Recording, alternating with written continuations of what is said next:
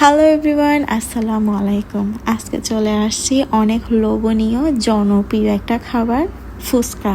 So যারা ফুচকা লাভার আছেন আমার মতো, তারা অবশ্যই এই ভিডিওটা মিস করবেন না। আর এটা থাকছে নাগা ফুচকা। ভাত না খেয়ে থাকা যাবে, কিন্তু এইরকম এক প্লেট ফুচকা কোনোভাবে মিস করা সম্ভব না। তো চলে যাচ্ছি এখন মূল ইনগ্রিডিয়েন্টসে। প্রথমে এখানে আমি মটর, চটপটি মটরটা আর আলু ডিম সিদ্ধ করে নিচ্ছি। এরই মধ্যে আমি তৈরি করে নিচ্ছি একটা তেঁতুলের টক, যেটা ছাড়া ফুচকা একদমই চলে না। সো প্রথমে গরম পানি দিয়ে 10 মিনিটের মতো ভিজিয়ে রেখেছি। এখন দিয়ে দিচ্ছি চাট মশলা, তারপর দিয়ে দিচ্ছি ঘরে তৈরি জিরা মশলা। এই জিরা মশলা আর চাট মশলা অবশ্যই দিতে হবে। এরপর দিয়ে দিচ্ছি চিনিটা দিতে হবে, কারণ তেঁতুলটা অনেক টক। তারপর দিয়ে দিচ্ছি চিলি ফ্লেক্স। এরপর দিয়ে দিচ্ছি লবণের পরিবর্তে বিট লবণ, যাতে মজাটা আরও দ্বিগুণ হয়ে আসে। এখন ভালোভাবে নেড়ে ছেড়ে এই তেঁতুলের টকটা রেডি সম্পূর্ণ করতে হবে। আর এখানে মটর, আলু, ডিম এগুলো সিদ্ধ হয়ে আসছে। আর যা যা ইনগ্রিডিয়েন্টস দরকার এই পুরের জন্য সব ইনগ্রিডিয়েন্টস নিয়ে নিয়েছি। জিরা ভাজা মশলা, এরপর চাট মশলা, একটা নাগা মরিচ, এরপর কাঁচা মরিচ, এরপর নিয়েছি লাল পেঁয়াজ আর ধনিয়া পাতা। আর এইদিকে তেঁতুলের টক নিয়েছি। আর এখানে 2টা আলুকে 4 টুকরো করে সিদ্ধ করেছি, আর 2টা ডিম সিদ্ধ করেছি। আর এদিকে মটর আর ডালটা।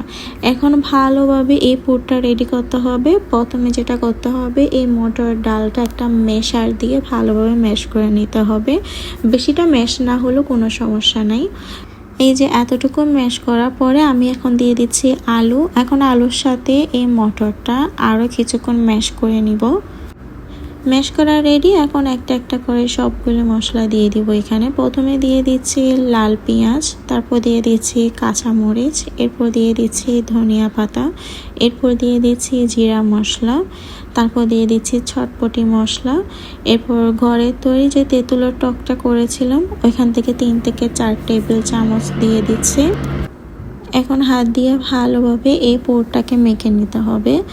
তারপর চলে যাচ্ছি ফুচকা ভাজার জন্য। পরিমাণ মতো তেল দিয়েছি, আর এখন ফুচকাগুলো ভেজে নিচ্ছি।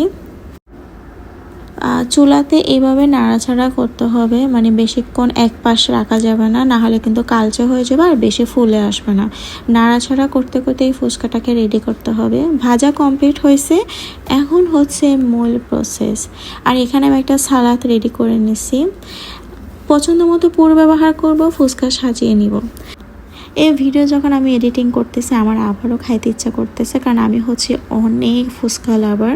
সো প্রথমে এখানে পুর দিয়ে তারপর পরিমাণ মতো সালাদ দিয়েছি। এরপর চাট মশলা দিব। চাট মশলা বেশি দিব না, কারণ পুরের মধ্যে কিন্তু চাট মশলা ব্যবহার করেছি। এরপর দিয়ে দিচ্ছি চিলি ফ্লেক্স। এটা দেওয়ার পর এখন তো দিয়ে দিব নাগা মরিচ, কারণ এটা নাগা ফুচকা। সবগুলো ফুচকার মধ্যে একটা একটা করে নাগা দিয়ে দিচ্ছি। এরপর একটা ডিমকে এভাবে গ্রাইন্ড করে নিচ্ছি। তারপর আমার তৈরি এই তেঁতুলের টকটা দিয়ে দিয়েছি, যেটা ছাড়া ফুচকা একদম অচল। এই যে দেখেন, অনেক লোভনীয় একটা ফুচকা রেডি হয়ে গেছে। আপনাদের কেমন লাগছে অবশ্যই কমেন্ট বক্সে জানাবেন। তো আজকের মতো ভালো থাকবেন, সুস্থ থাকবেন। এই ফুচকা ভিডিও যদি আপনাদের কোনো উপকার দিয়ে থাকে, তাহলে আমার চ্যানেলটা সাবস্ক্রাইব করে দিবেন। আল্লাহ হাফেজ।